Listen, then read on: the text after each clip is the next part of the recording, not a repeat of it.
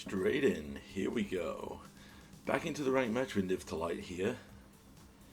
This is a bit of a slower deck, but I've decided, this was probably a mistake. I'm a Raging Marco and a Mox Amber, interesting. So this deck is slightly different to the variations we've been seeing recently because I've been messing around with, this appears to be a discard Rakdos version of the deck. I've seen Boris discard using the new Joshua, but this is quite interesting. I think our first bet here is we take out the NT. Oh, he did. We want to do that because NT is essentially card advantage and part of their engine. The Marauding Mako, they need to discard a card, so it can't discard to itself. It's not an engine and a payoff. But they did have a second NT, so good for them. We're edging towards this. This is up to a 5/5. This is getting actually pretty scary. We're going to have to Abrupt Decay. I decide to take out the NT again to deal with card advantage. They are down to one card, and it turns off their Mox Amber. So we'll see. Discard the prize. Discarding Fiery Temper. Wow, this is a really fun deck. We are down to one life here. We get a Tyrant Scorn, which can deal with stuff. So let's play the Verge and let's Tyrant. He did. Take out the Mako. So this is probably one of the saddest things I saw here. I think our opponent threw. Den of the Bugbear could have been activated there to swing for lethal. He did. We kill the Lazartop, so before they get that going, and we go for the Bring to Light here. Our best bet is probably we are probably dying either way here, but I'm looking at our options. I'm considering a way to gain life, but I think my best bet is to just go for Niv here. I think genuinely they forgot about Den of the Bugbear. Reload.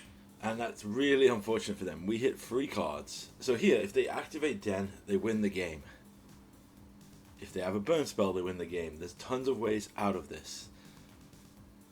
And, it's really sad to see this. So they're attacking with a Scap Work because they want to reanimate it.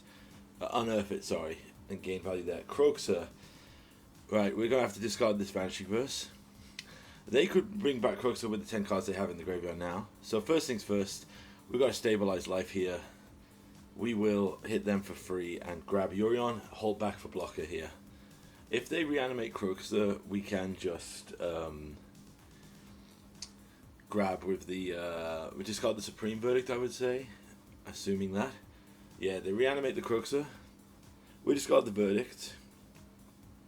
We get a Joshua. So, should have attacked here, but I was just playing the Yorion out of Thing to get an additional. Reload. We need more discard fodder, but of course we only hit a 1. So, they can still technically maybe win here if they animate the Den of the Bugbear.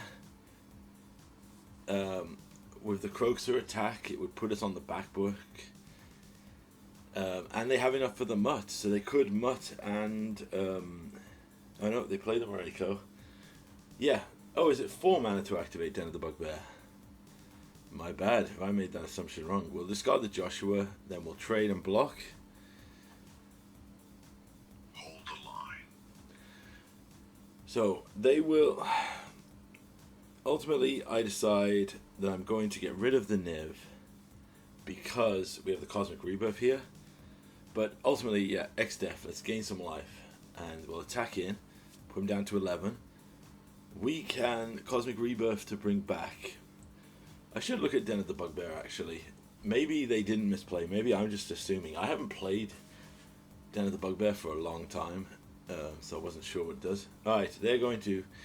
We discard the Bring to Light here, and that seems a bit counterintuitive. But Cosmic Rebirth can reanimate a free drop, or we can get Niv back to our hand. So then we can replay Niv Mizzet to get more cards. Reload. Yeah, actually, it looks like Den of the Bugbear. Yeah, I need to take back what I said about the opponent. Excuse me, they did not throw. They just had some very unfortunate discard. So with discard here, block with X-Def. We have lethal in the air with 2 creatures and these burn spells. So we'll just attack in and get it from there. Good first game. Okay, I again apologize to anyone who might have left a comment saying that thing. Yeah, this is our older thing. I have since took out the Leyline of Sanctities. I don't think they serve as much of a purpose I mean, it's fun to get a discard black deck occasionally with it, but yeah, it's not as prevalent as I thought. Alright. Back into the second game here. This hand we will keep because it has 2 removal spells, and if we can draw, well, 3 removal spells now. If we can draw a single, Scrapwork Mutt, and they discard a land. Ancient Cornucopia is a huge hit. We just need another land. So now we have green. We just need a land. Please, game. That's all we need. Grab the prize, discarding Fiery Temper. That is such a good interaction, man. Right, we are down to... Oof. Yep. Oh, he did. We took that out. We get a tap land. We still have 2 removal spells that can deal with stuff. But it depends on what they do. So I'm going to have a swig of a drink here. They unearth the Mutt. Do they have another Fiery Temper here? No, they discard a land. We take 2, go down to 13. They play another land and play another Scrapwork Mutt. Our Clarion... Right. So, we're going to play Joshua here. Discard 2 spells, draw 2 cards. Still no lands. But we do now have a chump blocker for the Scrapmer. The infamous Cruel Claw. Oh, I suppose that is another discard outlet. Cecil the Black Knight. Respect that. Right. Okay. We're going to have to play the Ancient Cornucopia because this deck does not want to give us anything. But on the plus side, we can trade with Cecil. The reason we trade with Cecil here is Cecil's, well, they get a Shieldred off the top. A good thing we kept on this Ancient Cornucopia, but Bye. we'll exile that. Still not drawing a land, so it does feel... There's sometimes where you feel like Arena just really wants your opponent to have the game. Alright, so they're going to go for the attack here, and in response we will... Oh, he did. Helix to gain 3 and Cornucopia gain 4, go back up to 15. So we're back on 13. Ashaya. So this is a discard, reanimating, cool kind of deck idea. Alright. Oh, he did. We're going to Supreme Verdict anyway because we don't want to deal with it. They reanimate the Scrapwork. Discarding a land. Play a Lava Tongue. That's going to give us an option. So I will choose... Take 3 damage. It's not too bad here. Play another Cornucopia to gain more life and pass it back. Because, you know, we can draw 2 of the 4, but we can't draw 2 of the 35. You gotta love it when the shuffler decides, you don't need lands, we're playing Yu-Gi-Oh! You don't need lands. There's another Shieldred. Thankfully we have Vanishing Verse to deal with that. So we will hold off here and then go for... Oh, he did. So we are going to gain 7 life from this and go up to 18. In our draw step, we will exile the Shieldred so we don't have to deal with that. They cycle to gain life and try to find something. We draw a land, so now we will play Supreme, which gives all our spells jumpstart. If they have an Edict effect, they can kill it. Scrapwork Mutt comes down. They get a Fiery Temper. Does us 3 damage. We get a Watery Grave here, and they concede. Good games. Game 2. We are up here against Standard Bearer. Mulligan a bit slow here, but I think we keep the 6. We get rid of the Cornucopia. We are building towards a... Okay. Oh, Black Cecil. Okay, this could be suicide. Well, hurt yourself, Black. We've got to be fair for YouTube.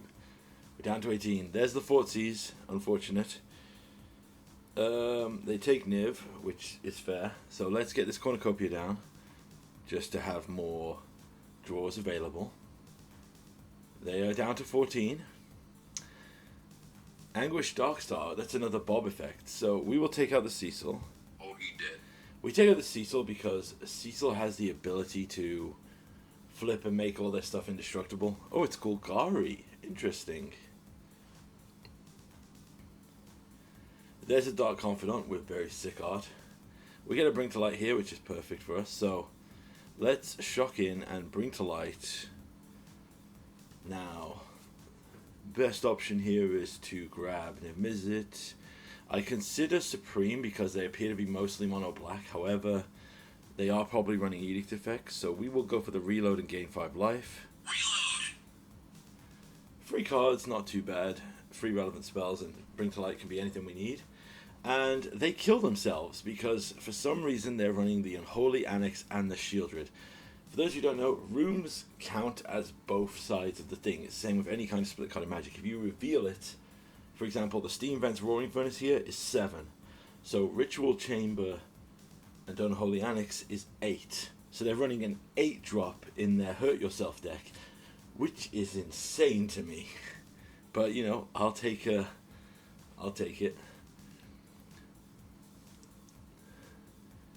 Right, Hidden Necropolis, interesting choice.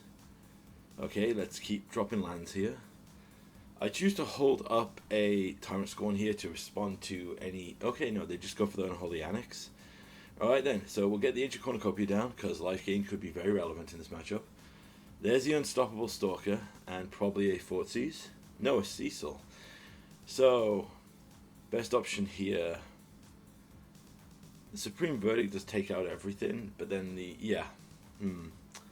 We're going to Roaring Furnace. Oh, he did. Take out the Unstoppable Killer. Play a land tapped, and we'll hold up the Tyrant Scorn for anything scary next turn. They do have Fortsy, so let's kill the Stalker now. Oh, he did. The reason we didn't that is it's very unawkward if they have a way to bring it back, but they have a Malachar Rebirth. This is an interesting brew. So ultimately, yeah, we are going to now lose a card. They're considering Joshua or one of the verdicts. They take one of our verdicts. So we do have another one available. Cecil's flipped, which is unfortunate. They go down to 8. So we can Supreme Verdict here. Kill everything. Oh, he did. It's going to come back. I consider killing it, but then I decide not to, which is probably a mistake. Yeah, Cling to Dust, draw a card.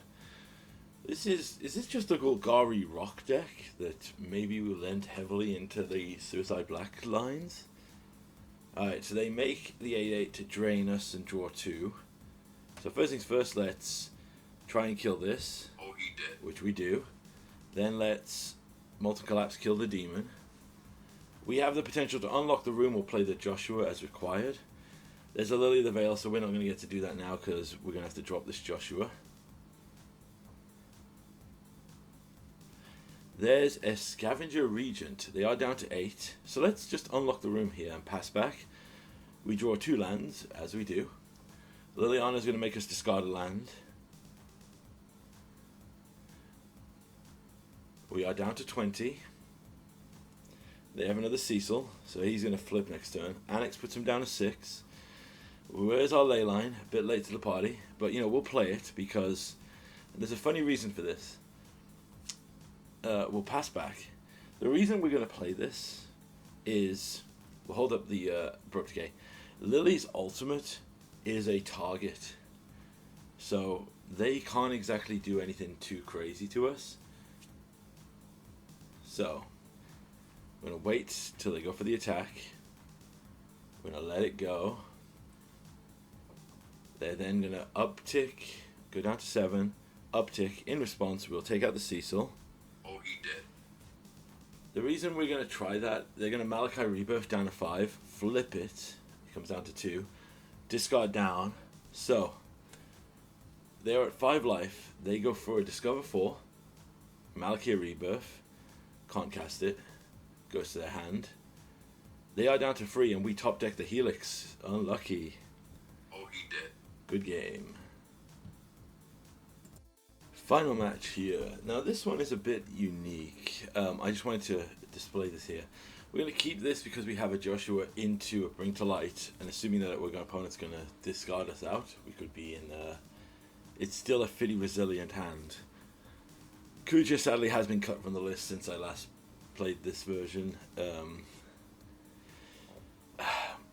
He's fun, but he's just not hitting it here. Yeah, so this opponent, I have no idea what was going on. So I'm assuming that they were away from the screen or second monitoring when something was going on here. They missed their first turn. So I'm like, okay, well I guess this one's just going to be an easy free play. And they drop an Etherize.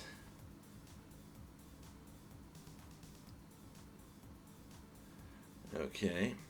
Then they play a land. So I'm just confused here. So we just drop Joshua. Discard and draw. Onboard Ego. I don't have any clue what they're doing. I'm assuming this is some kind of brew. So I'm basically sitting back going, okay, well, we'll just play to our strengths here. We attack him with Joshua. And we'll drop the Kuja. Assuming that there might be a counter here. So they bounce Kuja with a Brazen Borrower. They had an Etherize. I'm sitting back here going, what is happening? So I'm going to attack with Joshua, play another land. I'm just going to redeploy the Kuja here. There's a growth spiral.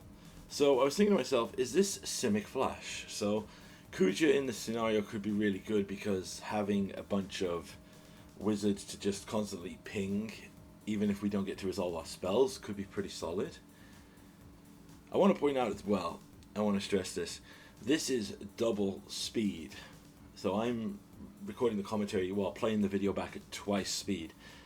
So this long silence of them roping out is really annoying. I've said before, I don't agree with the current rope out system. I think that it should be like an inactivity timer. I think that you could extend it a bit more, but I don't think that giving... Right, we attack with Joshua to see if they block, and they do. I've said before, I don't think, like here, the idea, oh, Lockhorn Whale, so they bounce Joshua to the top of the deck. That's fine. We will bring to light, see if we can resolve this. If they have a counterspell, they do have a counterspell, so we don't get bring to light, but we get Joshua next turn. They play the Lockhorn Whale here. So we're going to shock in, play Joshua. We'll discard this and we'll hold on to this Lightning Helix because the Lightning Helix right now with Kuja flipped will be absolutely insane. So this is 3, 4, 5, 6, 7, 8, 9 damage for a single spell. They play a Maze Mind Tome. This appears to be like a fun Simic Brew deck, which I fully respect. I wish he was playing a bit quicker. Yeah, like, here's the thing. The rope system should just be, you have, at the start of the game, you have X ropes. If you use all of them through the course of the match, you instantly just lose. I don't like the whole, oh, you've been forced to miss a turn, but they get to play on. Alright, we go for the Helix here, and we do excessive damage. I would prefer that if you start with 3 ropes. If you use all your ropes in the course of a match, you are done. Now maybe that could be different, like this should be that, which should be the thing in ranked and competitive play. And in casual play you can do something else, but yeah, it shouldn't be. Right, let's flip Joshua. See if we can trigger something here. Flip Joshua does 2 damage to the opponent. We'll play a land, grab Yorion, move to the end step. They Eureka moment, draw 2 and play a land. They are ramping, looking for something. They put 1 to the bottom, which is a good sign for us. Pass back.